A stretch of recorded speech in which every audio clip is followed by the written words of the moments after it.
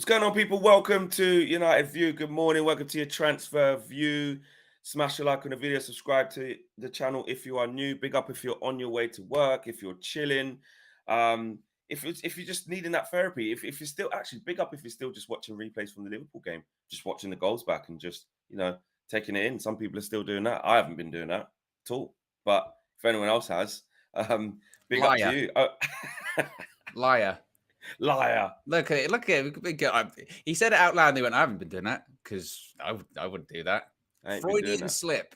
I ain't been doing that. No, I'm doing that up until probably now is about time to stop because you get into the back end of the week, turn your attention to Southampton. I did a couple of times, I'll be honest, like Monday, Tuesday.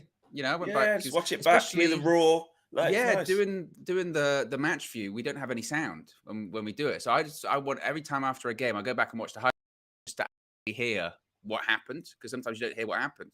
So I like to do that, and then there's a couple of other times just to feel good. This is it. This is what you got to do. Joel Baldwin in the chat says, "Morning, dudes. Still watching the reviews." 100%. No worries. And Casper says, "Ten Hag is completely destroying Ajax Champions League ambitions." And C says, "Flex, we know you've been falling asleep to Man United highlight against Liverpool the whole week. No need to act." Maybe I have. Maybe I just got the phone right there watching until I go to sleep because it's just amazing. But we got a lot to talk about. We got to talk about Antony because there's some big bids going in. And Man United are confident on a deal. We're going to talk about that. We're going to talk about Cody Gakpo. I watched that game last night, covered it on Complex. It's Kicking It show with Alexis. Check that out if you guys haven't checked it out before. He had a big chance. He had a couple of chances. Didn't really take them. They made a mistake, PSV, and now they're no longer in the Champions League, but apparently our interest is called. Martin Dubravka, loan deal from Newcastle. We're going to talk about that. Right back search with Serginho Dest, Dumfries, and Thomas Meunier.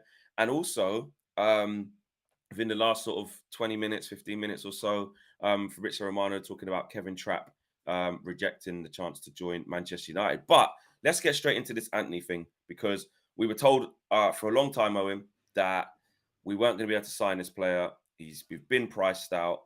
How comes all of a sudden now we can now spend 90 million on a new bid for him? Wow, this is such an interesting story, isn't it? Because as you mentioned, a month or so ago, you're going to have to buy Antony 80 million euros. Last week, we put in a bid, 80 million euros. And Ajax go, oh, actually, it's a bit too close to the end of the transfer window here. We're thinking more 100. Wow.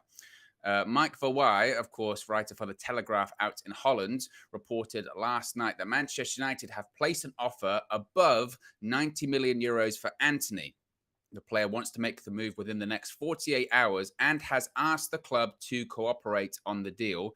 Antony has told Jerry Hamstra and Klaas-Jan Huntelaar, of course, Ajax executives and officials, that it would be a big impact on him if they refuse to sell him this summer. He has a full personal agreement with Manchester United and would sign until 2027. It's a steal, obviously. And Ajax are expecting a 90 million bid to be officially submitted on Thursday. And this is really interesting, Flex. The final transfer fee could end up at 95 million euros, excluding bonuses, not even including bonuses, excluding bonuses. Now, Ornstein and Romano also shared their 2 cents on this. Ornstein said Manchester United are confident of reaching an agreement with Ajax to sign Antony. The 22-year-old Brazil international winger is now the main recruitment focus for Manchester United. Romano actually tweeted just a few minutes ago, about 25 minutes ago, saying Manchester United have communicated to Antony and his camp their plan to submit a new official proposal to get the deal done as soon as possible. Man United will do their best to sign Antony. Total priority. Romano's even going as far to say that a 5-year deal was actually agreed almost 10 days ago. It's now up to the clubs. Now, that would make a lot of sense, actually, because it's around 10 days ago where maybe all of this sort of, I don't know if I'm comfortable training. I'm not sure if I really want to train. I'm not in the right mental space to be training. That's around that kind of period of time of when he had that deal pretty much agreed with Manchester United. And now it's just a case of our Ajax going to bow to Antony's demands. But Flex, up to 95 million euros, excluding bonuses. This is going to be a 100 million euro transfer package, is it not? Listen, mate. Listen. This guy better be amazing. That's all I'm saying. He better be proper. And look, and you know what? I kind of half take that back a bit in terms of it ain't his fault. This isn't his fault. This isn't him, saying I'm worth this much and pay this. This is Man United's fault, actually, to be fair. But he still needs to be worth it. And actually, yeah, I'm going to put more criticism on the club because, we've been speaking about the Glazers. We've been speaking about, how important it is to keep everything at the forefront and the Glazers out, needing to be loud. And we were on Monday. And still since, people have been keeping it going on social media. But when you break this down, we'll talk about Antony in a sec, actually, because it's just kind of important to say this. When you break this down, this is just poor planning. The fact that we find ourselves having to pay almost 100 million, like you said, 100 million euro package for this player who Ajax fans have admitted to us is worth 50. He's worth half this, There's no denying that the kid's got talent. There's no denying how highly they rate him. There's no denying how much they want to keep him, obviously, with this price tag. But there's also no denying how poor Manchester United have been in decision-making to get to this point. Yes, I think this money is probably there now because we didn't get Frankie de Jong. So that's the best part of 75 million, wasn't it? That was allocated to him in pounds. So that's 85 million euros. This essentially is the de Jong money. You could say out of the de Jong money, they took a little bit out of that for Casemiro, which was 55 million. But I just feel that because of the lack of planning, you've now gone back into Antony after saying we won't even go above that. We was told we won't go above 80 million, or I was told. I very much doubt we'll go over that. What changed? The 2 games against Brighton and Brentford, and all of the pressure, and then the Glazers saying, "Oh, I'll tell you what, pull something out here." Casemiro, Antony, what it proves is that these deals could have been done earlier. It proves it. It proves that it was no secret we wanted Antony. It was a bit of a secret we wanted Casemiro. Nobody knew about that, but it was no secret that we wanted Antony. But to go back and pay this much money, it's quite sad because it takes away from talking about, how good he can be and what he's going to bring to us. And we're kind of not at that bit yet. We're just kind of getting our heads around the fee. And look, there could be some people in the comments, I'll check now, actually, who could be screaming out, "You know what, Flex?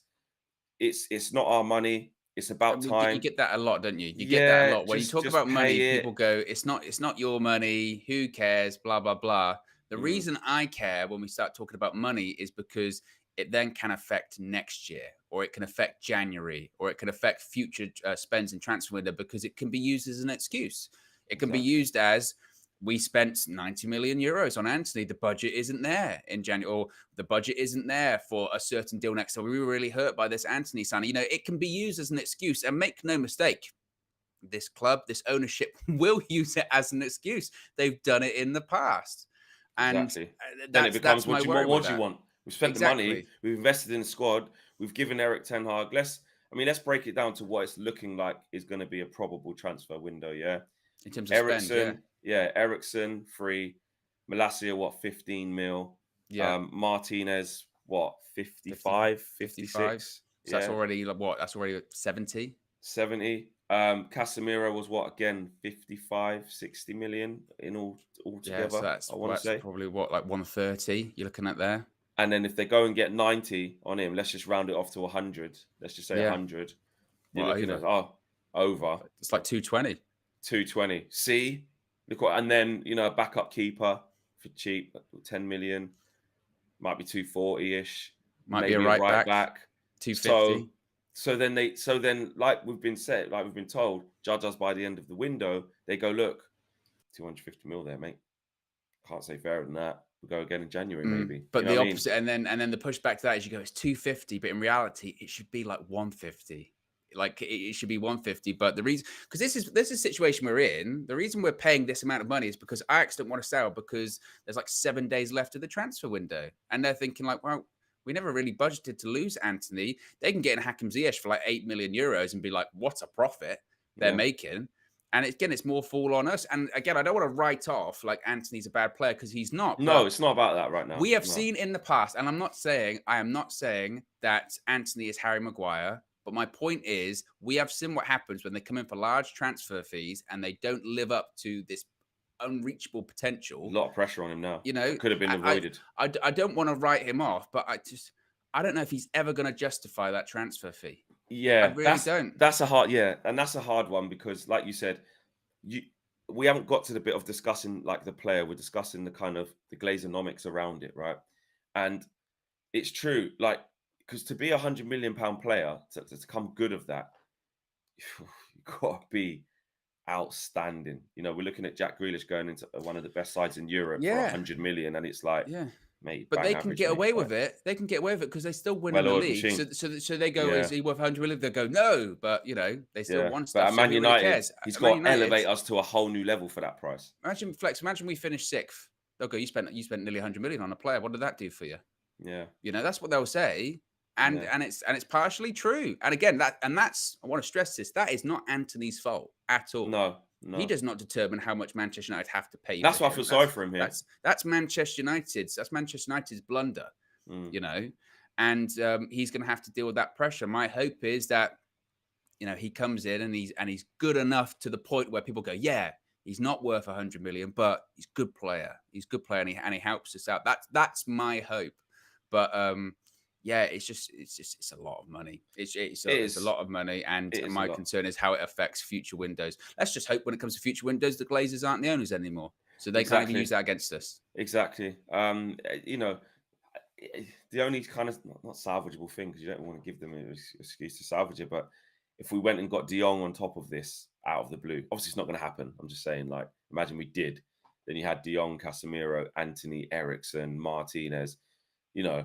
But the way round it's been done, even if we got De Jong last minute, would still be like, mate, you know what I mean? Which obviously isn't going to happen. But and it doesn't look like, another thing was quite interesting. It doesn't look like we're in for that De Jong type of midfielder because we're not getting him. You know, like a late Tielemans or a late Neves, or, you know, it looks like in the midfield department, we've gone, right, we couldn't get our first target. We've gone with an alternative target. He's actually a completely different player to De Jong, and we're basically essentially we're happy for Christian Eriksen to be that De Jong. Really, if you think about it, that's basically what it is. On that De Jong thing as well, I've seen this a bit over the last 24 hours on like social media. I don't know if you've seen this, of people saying that Ten Hag hasn't been back because United didn't get his number one target, which is Frenkie De Jong.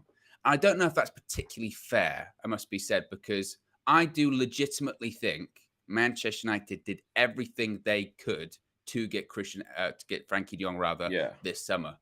The crux of it always has been De Jong doesn't want to come.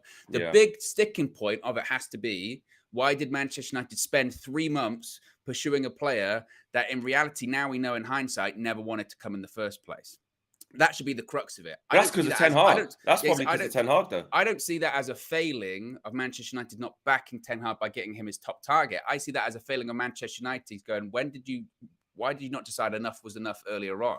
Because clearly it scuppered the transfer plans, and we're left in a situation now with a week to go where we're scrambling, we're panicking. We got Casemiro over the line, but we're paying over the odds because we're now finalizing our actual budget like 7 days out from the window closing. It's madness. But I don't see that as, you failed Ten Hag because you didn't get his target. Because this isn't a situation whereby, look, if Frenkie De Jong was attainable, he'd be at Chelsea. But he's not attainable. He doesn't want to go anywhere. He wants to stay at Barcelona. He's going to stay at Barcelona. So I kind of pushed back a little bit on, you didn't back Ten Hag because you didn't get the number one target. We might have failed on other targets. And then you could say, well, maybe you failed on that thing. But the Frenkie De Jong one, I'm a little bit like,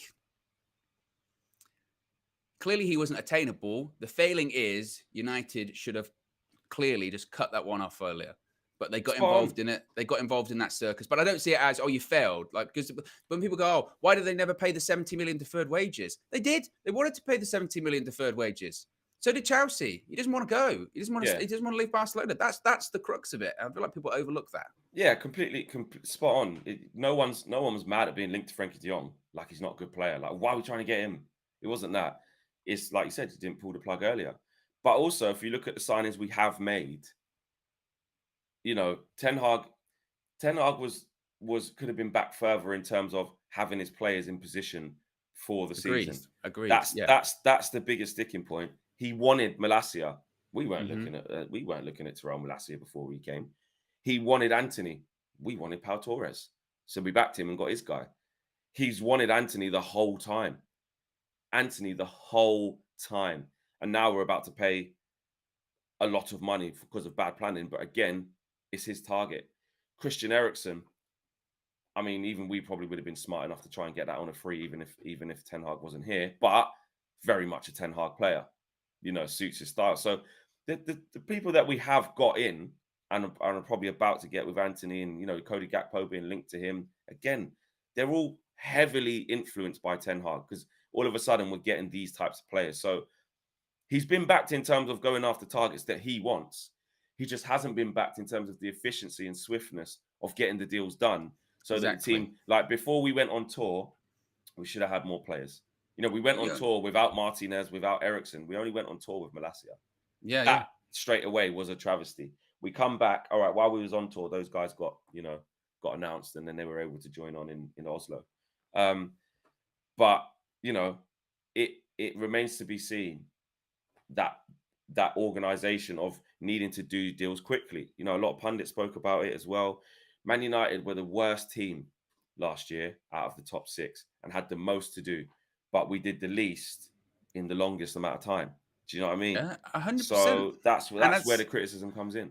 And as I've said before, if we get to the end of the season and say we miss out on top 4 by 6 points, you will look at those first 2 games and say they were winnable games and you lost those because you weren't ready, you weren't prepared, you didn't have the names in place. It's great having them in by the end of the window. And I know we both said judge it at the end of the window, but I think both of us expected that, the signings would be nearly concluded like 7 days out, or the majority of the business would be done. The fact that we were discussing even a few days ago, like 10 days left and United are going to try and sign 4 or 5 players, or United had decided how to spend the remainder of their budget with like 10 days to go. That's unbelievable. 100%. That is unbelievable. So, and that's why you get into the situations like you get with Antony today, where it's 90 million. And again, you feel, how wild is it that we're buying a player and you feel bad for him immediately because you go, that's a lot of money and it's not his fault. Yeah, that's his dream move. Pressure. It's his dream move, and you feel bad for him. What he is happy about is the fact that Ten Hag has still made sure we've come back. That relationship there. It's his guy. He's basically said, I want you. And for him to come for that amount of money, look, clearly, like he's proved, doesn't matter whether you're Ronaldo, whether you're captain of the club, Maguire, you're not guaranteed a starting place. So, that you would think so. But, with Martinez coming in, if it's his guy, there's a high chance because that's what he's going after to try and change this team. He doesn't owe loyalty to the players that are already there. If he goes after someone of who he thinks can improve our squad, he ain't going to get any players who he thinks can't improve our squad and make us better than what we was. So it's the new signings, almost it's their spot to lose. I know there's, you still have to play well, but if he comes for that much money, I know Sancho's just done brilliantly well. I want to see the best of Sancho. He plays on the right. He's got to look at it and go, oh. Rashford's then got to go, I'll tell you, I don't want Sancho coming over my side. Martial's playing sick up front. I could be on the bench, and that's what you want. That's what you want. You want absolutely. That. You want that. It improves our squad. Absolutely. Of course. It improves the squad. And I guess a positive with this ginormous fee you could say is, look, was he 22? Yeah, he's young. So in the long term, if he is a success, you could argue if he's at United for a decade and he does well, you could go, that's probably value for money, But it's a big if. That's a big gamble. Is Ten Hag going to be at Manchester United for a decade? He's Ten Hag's guy. So I think, look, certainly improves our squad. It adds more strength and depth to those attacking areas, which we desperately need. You can't get too carried away with that Liverpool result on Monday because, let's face it, we could go to St. Mary's and perform how we performed last season at St. Mary's, and we were rubbish.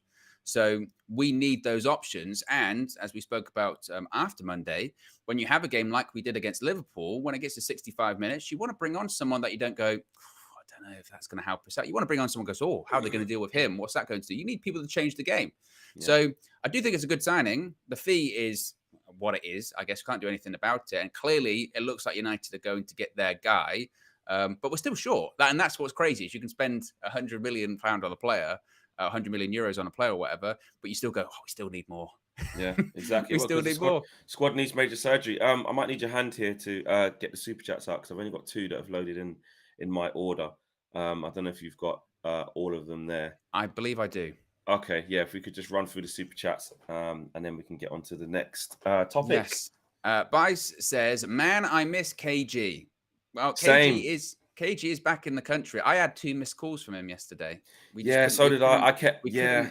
couldn't. I had the same thing, and I tried to call him when I was on the way back from the studio. Then he wasn't available. I saw he was live on his channel last night. Be sure to check that out with Red Wednesday. But yeah, I miss him too. I haven't seen him in ages or spoken to him in ages. I miss him, but I can FaceTime him. He doesn't have to be back here in the country, and we were doing all right. So yeah, well, he comes back, and now suddenly, the players we were going for don't happen. Don't jinx it. Don't jinx it. Yeah, exactly. The real Ronaldo says Kim Min-jae scores a debut goal at Napoli. Shame. I tell you what, I saw it. No. It came up. It was a BT thing, and it said Kim Min-jae, you've arrived at Napoli, and I was like, I tell you what. Big up the real Ronaldo, man. He's been saying it for time. Yeah. Well, incredible. Yeah. There you go. Afghan Papers says Antony has Ballon d'Or potential. Mark my words. That's a big statement. Big statement. It's a big statement. Next up with the real Ronaldo says, are we Man United or Ajax 2.0? Loss of identity? ? Well, what identity? We didn't have one. Yeah. I think while we're trying to build it, again, it's got its pros and cons. I'll repeat what I've said the whole way through the window, when I've been conflicted about this Dutch connection and Ten Hag ex-players or whatever. It can be pro, and it can be for and against. It's got its pros and cons. The cons are, like you said, is they don't adapt to the league. You think it's the same as the Eredivisie. It's a whole different animal. Martinez gets dominated because he's too small. It's not the Eredivisie. Or Malacia, it's not the same pace or whatever. But from what I saw, I know it's only one game, but you can tell there's something in there. Or, like you said, it's a way for him to get his principles easier, people to buy into what he's doing, and then start getting players from different leagues once he gets the core sorted. I don't know. We'll have to wait and see which statement is more true. Yeah, I think our identity is Ajax 2.0 sort of meshed with Real Madrid 2018. Yeah. Look at that spine of the team. 100%. Varane, Casemiro, Ronaldo. Yeah. That's versus like a little bit of Sir Alex because you got Phil Jones and you got Davide. With a sprinkling of Ollie, just a sprinkling of Ollie. Mishmash. Robert says Antony has to pay Ajax 50k each day when he doesn't show up. I don't know if that's accurate or not, but there you go. By all accounts, also, actually, when it comes to the transfer fee of Antony, the reason Ajax want it so high is because they have to give 20% to Sao Paulo. His former club. Yeah, exactly. So that might be why there. And the real Ronaldo is back, says, Flex, it's fair to say it's time for you to hire me as the official scout. I mean, the Kim Min-jae situation proves that to be completely accurate, it must be said. True. Very true. And DJ Talks. Yes, DJ's in the chat. Big up DJ. Big up DJ, man. Says, good business from Ajax, taking United for a complete ride. United, yet again, the joke of the transfer window. We are overspending by 40 to 50 million. It's a whole nother player, isn't it? Like, it's a whole nother decent player. Like, that there, like, okay, maybe it won't be Ruben Neves because they're trying to put loads of money on him, whatever. But you never know. If you test their resolve, they already bought in a midfielder, so they might sell for 50 million. Tillemans, saw his price. I think James was doing something on AFTV. I saw he was talking about Tillemans' price had gone down a bit or whatever. I didn't quite look at the video because I don't like Arsenal, but I saw that. I think I saw the clip, and even I saw the clip, and he says at the start of it, he goes, "Yeah, I know we've spoken about this on every single one." I was like, "That's their Frankie De Jong." Well, all that Lucas Paqueta thing because he looks like he's going to go bloody West Ham. They've been him all day as well. Exactly. But we have been taken for a ride, DJ. Shalil Patel says, Owen, I agree with you, but it's beyond embarrassing. I think referring to the Frankie De Jong saga this summer. And Ramos says, shouldn't we go for Neves or Tielemans, Milinkovic-Savic? I don't think we're ever going to sign Milinkovic-Savic. No. And if we never speak about him again, that'd be great. Game Fanatic says, as much as I'm excited about Antony, can someone tell me the difference between him and Depay when we signed him? I'm worried about the price. I think a lot of people are worried about the price. And you could argue similarities might be there between him and Depay, right? Sort of a promising player coming out of Holland. Yeah. Can he make the step up? But that's the case for anyone coming out of that league, isn't it? Can anyone make the step up? And Afghan Papers finally says, you guys keep getting the Antony fee wrong. 79 million pounds, 94 million euros. Only a portion of the 79 will be guaranteed, around 68 million. Massive difference to 100 million. Well, Afghan Papers, I think it was based off that report from Mike Verwey that said, excluding bonuses, the offer could be 90 to 95 million. So once you include bonuses and add-ons in that, you are looking at a total package of most likely around 100 million euros. And ultimately, if that's what Ajax are requesting, 100 million euros, we know what United are like. They'll go, wow, 90, add-on here, installment here, blah, it blah, will blah. total that by the end. They'll get what they want. And then don't even factor in the wages, right? I saw a thing about Casemiro. They said, actually, in reality, the total package of Casemiro, his contract, blah, blah, blah, gets to nearly like 100 million as well, because those contracts are massive. And the real Ronaldo has changed his name to, see it on the screen. Oh, it's not changed on the screen, but he's changed his name to United View Scout. It's official.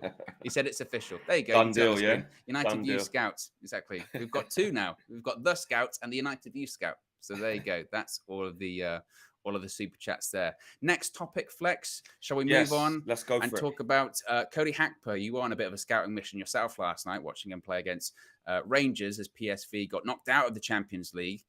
And David Ornstein is saying that Manchester United are believed to have cooled their pursuit in PSV Eindhoven attacker Cody Gakpo as they look to finalize their deal for Antony. Now, this generated a bit of uproar I saw last night, because I think the feeling was, wait a minute, a couple of days ago, you're saying, actually, we can sign both. You know, we could sign Antony and Cody Gakpo. We're going to bring in a lot of these attackers, strength in depth, and you get a victory over Liverpool. And suddenly it's like, maybe just Antony. Maybe we'll just stick with Antony. What's your reaction to calling the pursuit of Gakpo? What's the Glazer Boy song? He's just a Glazer boy. He said, see you later, boy. I can sing all day. Quarter of Trap's coming up later on. What you just said there, mate, great rendition of the song, because that's what it is, isn't it?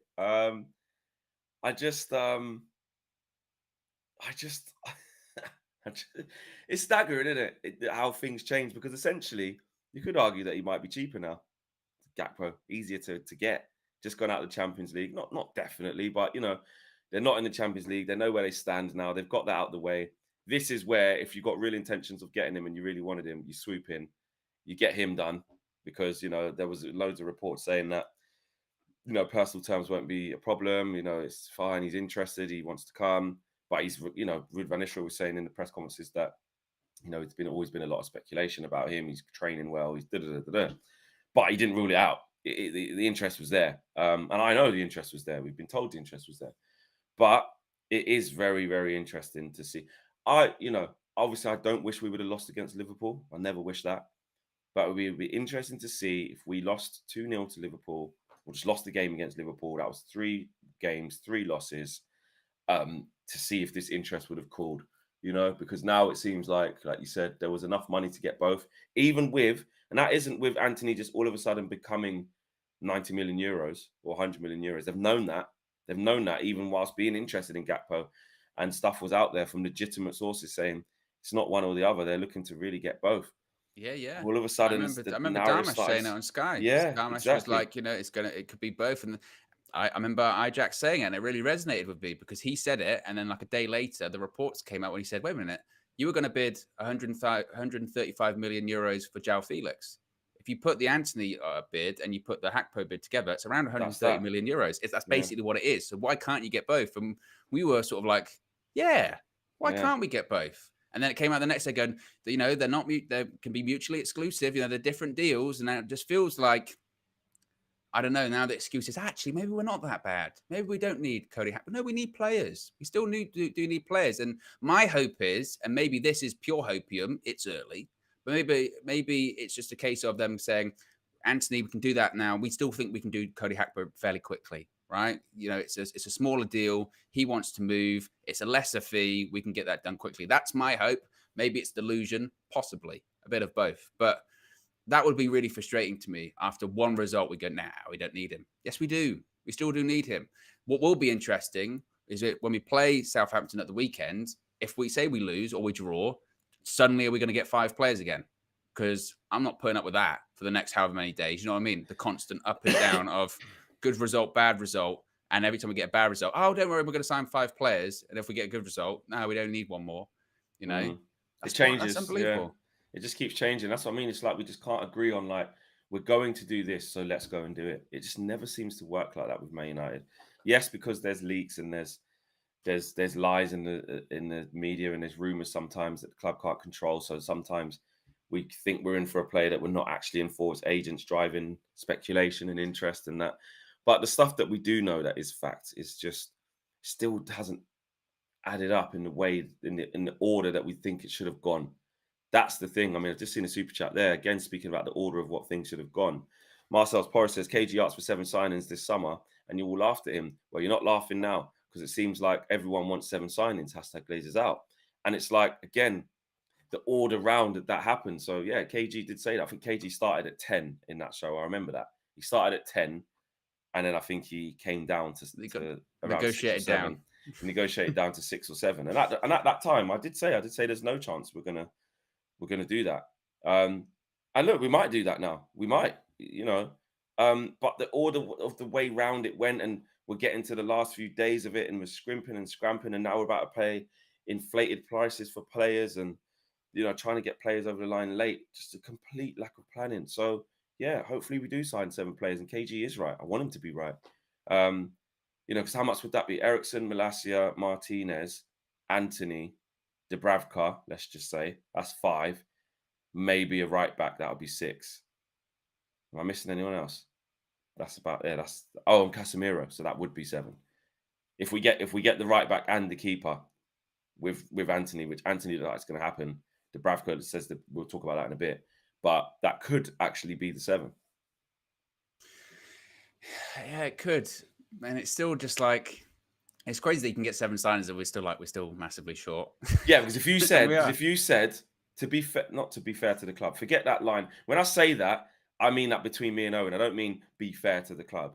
I'm talking between me and Owen. If you would have said to us at the beginning of the transfer window, or even before it opened, we're going to get 7. Would you take 7? Would you take 7 new signings? Of course you would. Yeah. Of course you would. But only Man United, and this is my point, only Man United and the kind of Glazonomics of the situation can make you feel like you haven't done it right. But an outsider looking in, key. An outsider looking in, we go, "What are you talking about? Got a new manager, you gave him 7 new signings. What are you moaning about?" But that's not the full story. No, it's not the full story. And again, it's not the context of it, because you would also look at go, okay, when did you got those 7 signings earlier, or just one of them was late on in the window? You go, no, like 3 or 4 of them when they're like the last week. You go, well, that is ridiculous. That's crazy. But even people still say, "What are you talking about? Though you still got them. You build from there." And that is true. That is true. But as I mentioned earlier on, my concern would be if we get to the end of the season and we missed out on the top 4 by 6 points because we lost against Brighton at home and Brentford away. You would say, well, that's your own fault. And we had not learned from mistakes of the past, whereby the biggest frustrating thing about this window is that we always do it like this. This isn't a surprise. Exactly. We always do it like this. And we'd hoped, opium again, we'd hoped that it would be different this year, but it's not. Yeah. And I was just thinking about how much would be starters. I've counted 4 at the moment. Because if you say Malacia, I mean, there's no guarantee yet, but let's just go off the last game. Malacia, Martinez, Ericsson are 3 starters in our team now, yeah? You add Antony, probably going to be a starter somehow. Yeah. Would you? Yeah. That's 4. Well, yeah, like I said, somehow. You know what I mean? If Sancho's playing well, you might have to hold bench until. Do you imagine you sign a player for nearly 100 million euros and the team the old team starts playing so good? You're on the bench. You're on the bench, mate. Rashford goes back to Mbappe settings. Can't sit him down. Martial's rolled back. Was Rashford ever at Mbappe settings? That's a very loaded statement to say. You know what I mean? You know what I mean? Like he goes back to something like the old Marcus Rashford that could at least score goals and get at people on a decent consistency. Yeah. He goes back to just scoring and being in a good moment, let's say. Martial goes back to the 50 million down the drain Martial first season or a couple of seasons ago when he was really good. Sancho he's arrived from Dortmund. This is the guy. Ericsson's just doing a madness. Bruno's and all of a sudden, Antony can't really get in, mate. That'd be crazy. But at the end of the day, as long as the team's getting 3 points, I don't give a shit which players play. Like I've lost faith in a lot of players, so let's see what they can show us with certain ones. But and Casemiro is another starter. So yeah, that's what's that? 6, 5 out of 8. Because according to Graham Souness, Casemiro's never been a good player. He's terrible. He's rubbish. He's only won 5 Champions Leagues, and he was just in a good Real Madrid side. It doesn't matter that he got the man of the match in the Super Cup final. Doesn't matter that he bossed the Liverpool midfield in that Champions League final, which Real Madrid won, by the way, as well against Liverpool. But he's never that good, Flex. I don't know why we've signed him. We've signed a dud. And the irony is that Casemiro is literally a more improved, better version of what Souness was. Like, a bit of a boss hard man. You centre got midfielder. just boss kicking people. Souness was a horrible player. Like obviously he's won a lot of stuff, so he's achieved a lot in the game, but he just comes across salty saying that. He does. You don't play with those big guys, for a long time, winning the things that they've won when you're just a nothing player, a nobody. I did say, I am. What did I say? When I tweet, I said I'm cautiously. I got reservation. I don't know how he's going to fit in. I'm interested to see. I said I hope I'm wrong, but I said I'm a bit skeptical about this because of the way it came about. Where's he going to play? Now he's our player.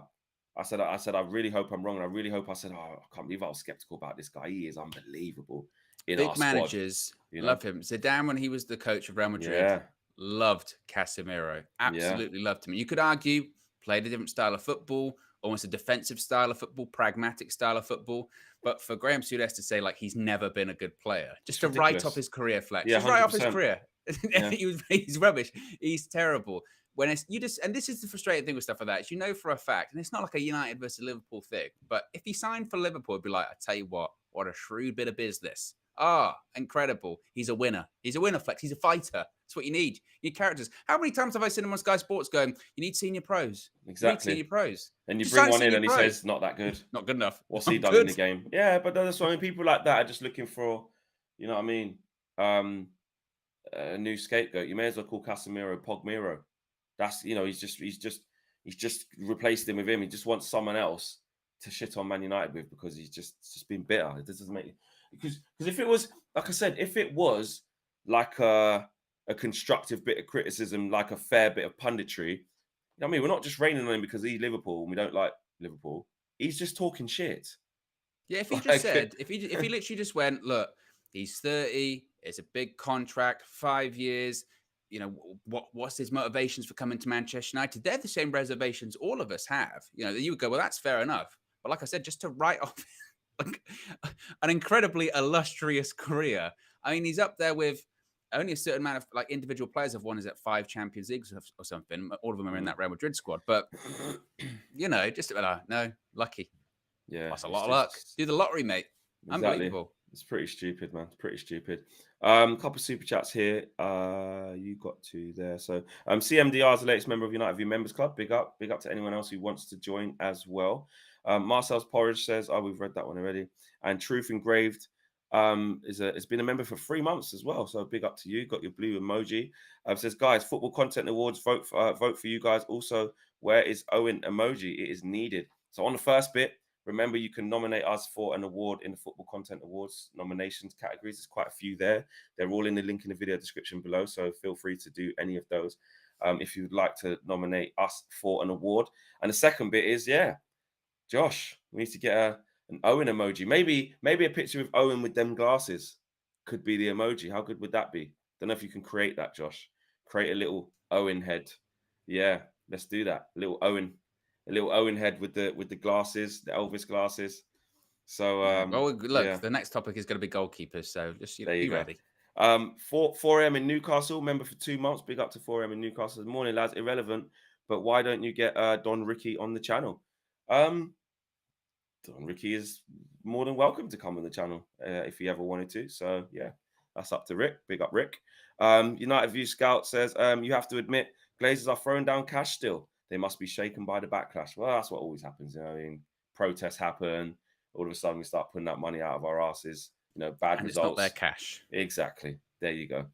United View Scout is also a member of the UV Members Club as well. United View Scout. So not only our new scout is a member, but, part of the family. Yeah, part of the members. Owen, what we got next? Martin Dubravka. That's what's next. This came out of nowhere last night, didn't it, Flex? Yeah, it did. It was actually first initially reported by Dharmesh Chef from Sky Sports, to pick up Dharmesh. But David Ornstein said Manchester United have made an offer to sign Newcastle goalkeeper Martin Dubravka. The proposal is to take the 33-year-old international on loan as competition for David De Gea. No agreement talks are ongoing. Romano also said that the official bid submitted by Manchester United for Martin Dubravka has been done. It was actually done yesterday. Kevin Trapp was a main option, but it's now complicated. And actually this morning, Kevin Trapp announced, quote, "I received a written proposal from Manchester United, world top club. Yesterday, I informed those responsible at both clubs that I had decided to stay at Eintracht Frankfurt." So we are now no longer caught in a trap. I can't hold out. Why did you shake your head when I started singing? You look horrified and disgusted. I'm thinking in my head, I'm like, I'm going to start singing. Flex is going to get into it. It's going to turn into a big routine, and we'll be going, with suspicious minds, and then you'll go suspicious minds. Do you know what's funny? That's what's in my head. It's because that's what's in your head. But when it's Kevin Trapp, I'm thinking trap in a bando. I don't want to look like you, which I know you're going to go, what? I don't even know what that is. Well, I don't know what you're talking about. I'm talking real music. I'm talking Elvis. I'm talking, the king of rock and roll. Well, I'm talking. What was that? What? That's what he does. Thank you very much. Thank you very much. Thank you very much. And then his lip moves like that. Thank you very much. Yeah, it just quivers up like that. It's like a people's lip instead of people's eyebrows. Exactly. Yeah. People's lip. Big up Elvis. But I'm thinking I'm on a different trap. That's what I'm on. I'm on that. It's a trap. You don't understand that reference either. It's a Star Wars one. Yeah, well, I would just know, but I would understand. It's a trap. Because that's just I just see that as a Joshism. Just because Josh says it's a cat, but he's now sometimes they say it's a trap. But okay, there you go. But yeah, that's what I would be on. So no, it's nothing against your singing. I just got a different song. Like I said, different trap settings, guys. Says CJK. I just from a different trap. You know Cultural differences. Cultural. Although Elvis is the king of rock and roll, that's fine. But cultural differences. We'll put it down to cultural differences. But yes, what's going on with Kevin Trapp? Oh, so it's Kevin Trapp in a bando. I don't want to look like you. Is not coming to Man United. No, he's staying at Frankfurt, and it looks like we're going after Dubravka on loan. Now, when I said this to you last night, you went, "What? WTF?" is what you said back to me. Yeah, because I remember Kevin Dubravka, Kevin Dubravka. I mixed the two together. What's his name? Martin Dubravka, isn't it? I remember him I'm sure he made his debut against Man United, I want to say, and I was there at St. James's Park for that game. And he had a great game. He kept a clean sheet. I think they won 1-0. Who was it? I think it was when the Longstaff brothers scored again against us. And I remember thinking he's a decent keeper, that Dubravka, and did all right. And then now he's just surplus at Newcastle. I don't know. We need a keeper that's good with his feet and progressive with his feet. I don't necessarily think Dubravka is known as that. I don't know. Sometimes I don't like it. I'll be honest, Flex. I don't like it. When I saw this, I went, okay, he's like you said, he's number 2 at Newcastle, but who was he replaced by? Nick Pope, great goalkeeper, but even he is not good with his feet.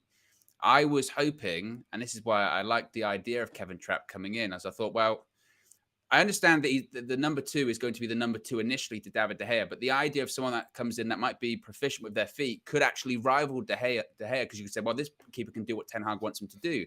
I see Dubravka as just a number 2 that is going to be just sitting on the bench, just sitting. I don't see him being. Is he any better with his feet than David De Gea? Really? Is he better than Tom Heaton? Yeah, exactly. I don't. And also as well, you could say Dubravka and Heaton probably similar quality. Honestly. Yeah. Is there much difference in that? Yeah. So I look at that as Manchester United wanting to get a second goalkeeper in to rival De Gea. That's ideally what they wanted.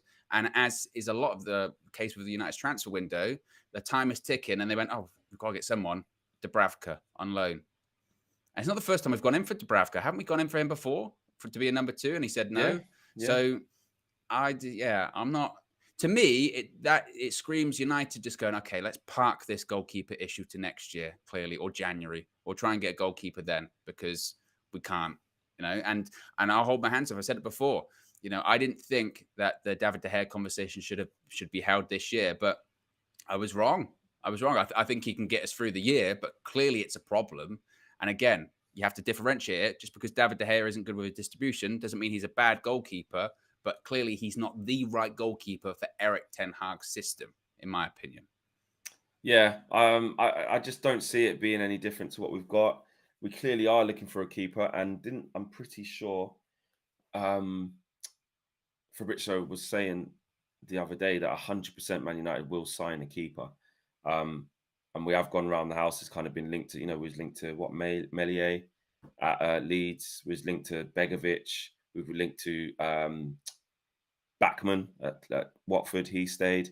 We've been linked to Dubravka. We've been linked to Trapp. So there's something going on there in the keeper department for sure. We're just trying to find the right one. But I'm just not sure that he's it. It just doesn't fill me with confidence. I don't know. And again, you want to get behind the manager. If the manager thinks he sanctions that deal, he's got to be sanctioning it off the basis that he thinks he can play his system. I don't think Erik ten Hag would do that, but it'd be very interesting to see if he did, and to see how much he plays. Because does he just go with David De Gea? Does he just go with David De Gea this year?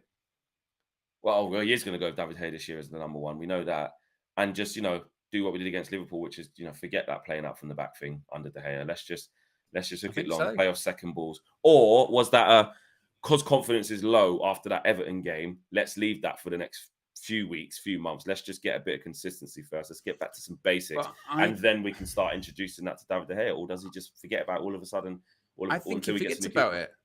I think he forgets about it because I don't see a time where the confidence is going to regrow in terms of what De Gea is capable of. I think especially because teams are going to keep setting up. Everyone knows what you are and aren't capable of. As a keeper, I would sit there and go, I know I can't do it. I can't do it. I mean, I'm trying, and maybe on the occasion I can play out from the back when there isn't a ton of pressure on. But there were a couple of instances in that Liverpool game where the opportunity to go short was there. They set up like they were going to go short, and the routine is the wide centre back takes the goal kick, gives it to De Gea. He has to find the pass, but several occasions he just gave him the look. He went, no, go up, up. So he knows he can't do it. So I think that we just adapt it for the remainder of the season.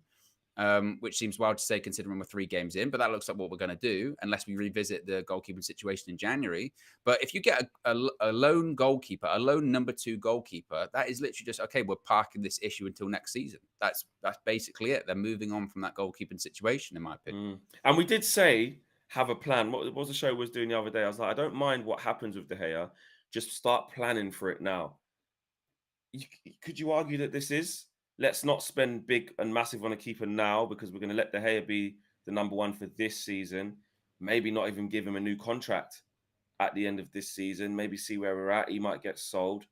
Then we buy a number 1, and then we've got that, the Dubravka type one as the number 2.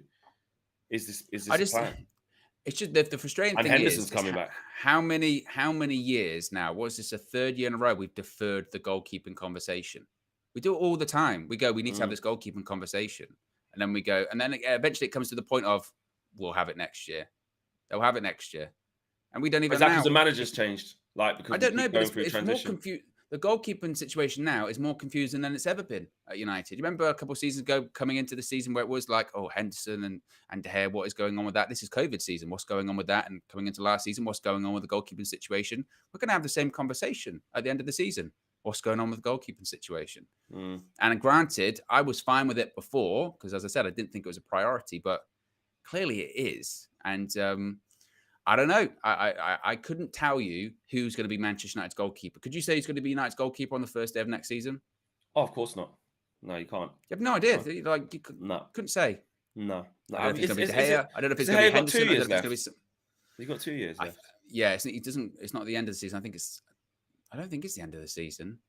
Nah. I'll check now. I'll check now. Have a check. I think he's got 2 years left. Because I remember saying that we need to work out what we're doing with him by the end of next season. June 2023. June 2023. Apparently so. So he's only got 1 year left. Although I would assume that there'll be an option. Yeah. So 2. If it is, because if it ain't the option and it runs out next year, we probably shouldn't even be in this position. But then again, a new manager's coming, so you can't just give someone a new contract.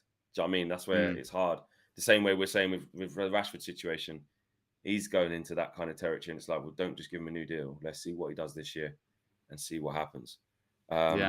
maybe trigger the extra year to give yourself some wriggle room for value, but don't offer him a new contract.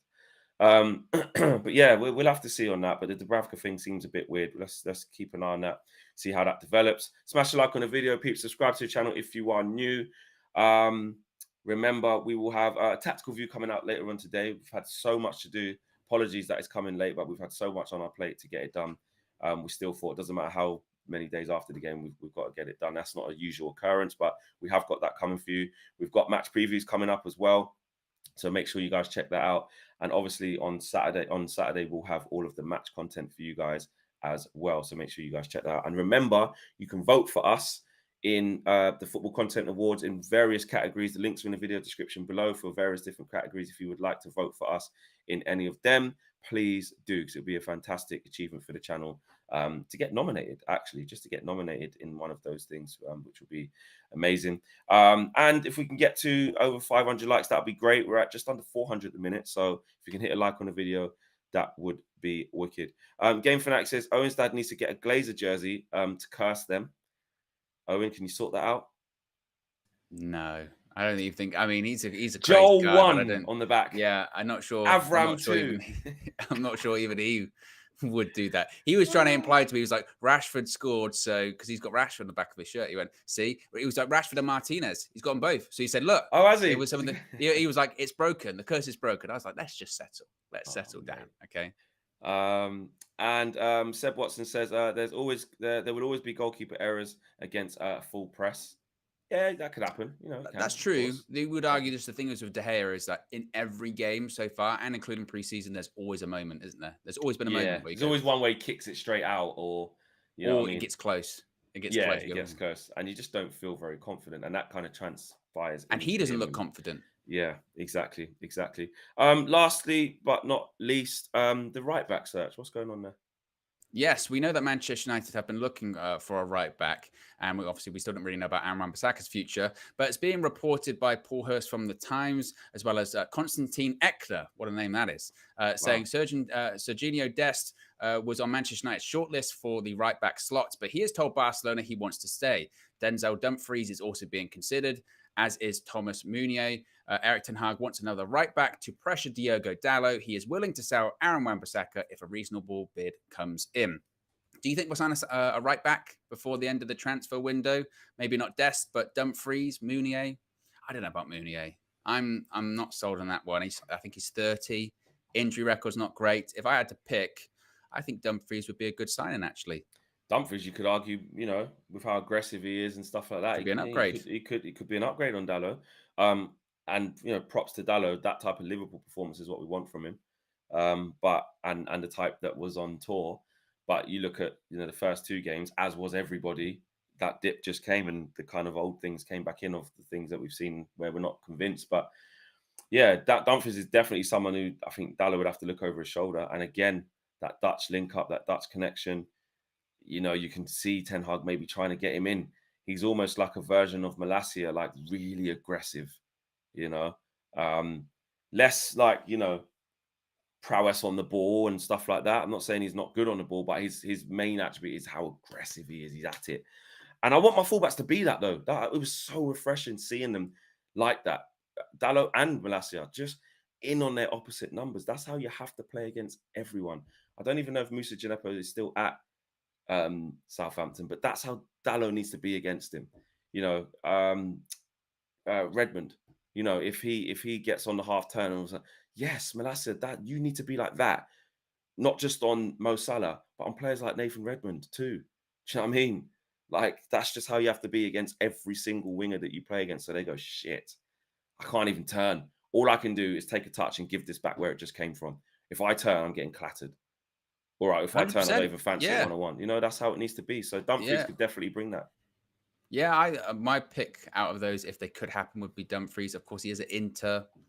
I don't know how difficult that deal is to do. Said the Meunier one, that's alarm bells, red flags. Again, 30, but with injuries, and that's my key sort of caveat with the whole 30 thing. Dumfries, you could argue, like you said, your Dutch connection, but it's also playing in a good league, Serie A, and if you talk about competition for Dalot, that is proper competition. That is like, okay, if either one plays Dalot or Dumfries, you go, oh, I'm happy with that. You would feel like the right back spot at United is fairly sort of sorted-ish, wouldn't you? Because either injury or suspension or whatever, either option's good.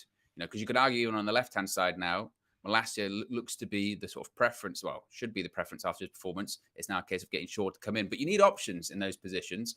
And, I was surprised to see Wan-Bissaka come on against Liverpool, to be honest, when he came on as the sub. But I don't even know if we're still going to be able to get rid of him. By all accounts, it was Palace, I think one's paid like 10 million, and United are like, well, no. So I don't know if that one's going to happen. I suspect he will probably go, though, at some point, whether it's a loan. Like sometimes something has to give with those kind of things, don't they? And you get the impression that eventually he will go.